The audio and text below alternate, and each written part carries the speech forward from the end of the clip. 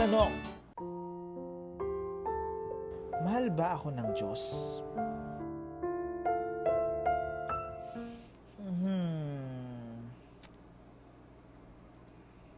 Ikaw lang makakasagot yan eh.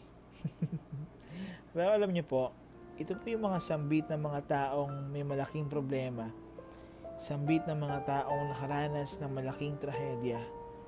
Alam niyo po, marami po ako nakilala na kung saan pagkatapos silang makaranas ng malaking problema, ng malaking trahedya, talaga nasasambit nilang, hindi ako mahal ng Diyos. Pinabayaan ako ng Diyos.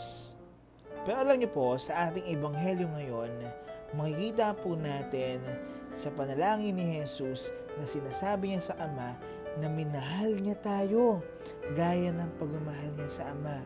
Kaya ang tanging hiling niya ay makasama niya tayo sa buhay na walang hanggan.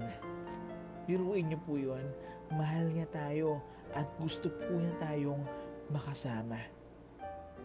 Ganyan tayo kamahal ng Diyos at makikita din po natin to sa Ebanghelyo na kung saan ipinakita po niya ang kanyang pagmamahal sa pamamagitan ng pagpapatawad, pagpapagaling, hanggang sa kanyang pagpapakasakit, pagkamatay at muling pagkabuhay. Sana ganon din po tayo. Mahal natin ang Diyos, mahal natin ang ating kapwa. P.S. Tandaan po natin, mahal na mahal na mahal na mahal tayo ng Diyos.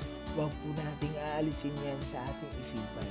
Kaya sana po ang kanyang mga turo, ang kanyang mga sinabi sa ating isip, sa ating puso, palaging noted. Bukas po ulit, Kuya Dog.